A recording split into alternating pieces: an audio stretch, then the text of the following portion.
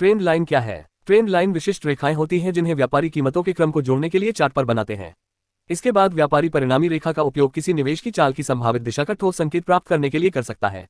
Trend line महत्वपूर्ण समर्थन और महत्वपूर्ण प्रतिरोध या महत्वपूर्ण उच्च ऊंचाई और निचले चढ़ाव को जोड़कर तैयार की जाती है।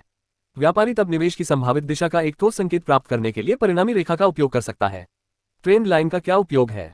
जब व्यापार और निवेश की बात आती है तो प्रवृत्ति की पहचान करना पहला और महत्वपूर्ण कदम है।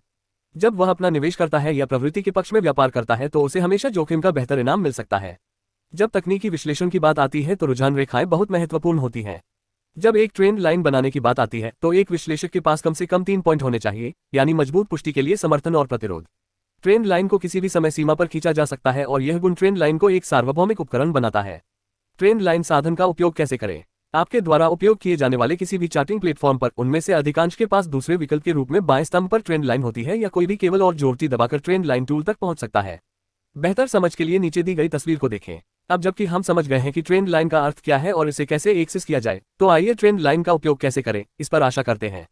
एक बार जब आप ट्रेंड लाइन टूल का उपयोग कर लेते हैं तो आपको एक मजबूत पुष्टि के लिए 3 लगातार समर्थन, प्रतिरोध या उच्च निम्न चढ़ाव देखने की आवश्यकता होती है। पहले पॉइंट से एक ट्रेंड लाइन बनाना शुरू करें, दूसरे को तीसरे पॉइंट से जोड़ते हुए। एक बार जब हम इसे पूरा कर लेते हैं तो हमें उस विशेष समय सीमा में प्रवृत्ति का पता चल जाएगा। अब ट्रेंड लाइन को तीसरे पॉइंट से कुछ हद तक बढ़ाएं और खींची गई ट्रेंड लाइन के पास कीमत आने का इंतजार करें। यदि कोई बुलिश कैंडल पैटर्न या कोई अन्य बुलिश तेजी का संकेत बनता है तो व्यापार व्यवस्था में उसके अन्य साधन के साथ इसकी पुष्टि होने के बाद कोई भी खरीदारी शुरू कर सकता है। इसी तरह यदि कोई बेरिश कैंडल पैटर्न है या कोई अन्य मंदी का संकेत बनता है तो ट्रेडिंग सेटअप में उसके अन्य साधन के साथ इसकी पुष्टि होने के बाद कोई भी बिक्री शुरू कर सकता है। बेहतर समझ के लिए नीचे दी गई तस्वीरों को देखें। ब्रेकआउट ट्रेडिंग ट्रेंड लाइन के साथ। अब जब हम समझ गए हैं कि ट्रेंड लाइन की मदद से रुझानों की पहचान कैसे की जाती है, तो आइए एक उन्नत अवधारणा को समझते हैं जो कि ट्रेंड लाइन के साथ ब्रेकआउट ट्रेडिंग है। ये सच है कि एक प्रवृत्ति आपका मित्र है, लेकिन ये तब तक केवल एक मित्र है जब तक ये जुड़ता नहीं है। हम समझते हैं कि हमें प्रवृत्ति के साथ साथ व्यापार करने या निवेश करने की आवश्यकता है, लेकिन यदि प्रवृत्ति बदल गई तो क्या होगा? यहाँ ब्रेकआउट ट्रेडिंग आती है। ब्रेकआउट ट्रेडिंग एक प्रकार का व्यापार है जहाँ कोई व्यापार शुरू करता है जब स्टॉक समेकन चरण या ट्रेंड लाइन को तोड़ देता है। एक बार अपर ट्रेंड में ब्रेकआउट होने के बाद कोई सेल शुरू कर सकता है और एक बार डाउन ट्रेंड में ब्रेकआउट होने पर कोई खरीद शुरू कर सकता है। बेहतर समझ के लिए नीचे दी गई तस्वीरों को देखें।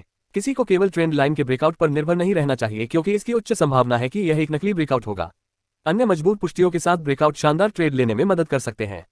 ट्रेंड लाइन की सीमाएं। हालांकि जब चार्टिंग की बात आती है तो ट्रेंड लाइन सबसे अधिक उपयोग किए जाने वाले उपकरणों में से एक है। यह अपनी संबंधित सीमाओं के साथ आता है और प्रमुख सीमा यह है कि अधिक डेटा आने पर ट्रेंड लाइन को फिर से समायोजित करने की आवश्यकता होती है।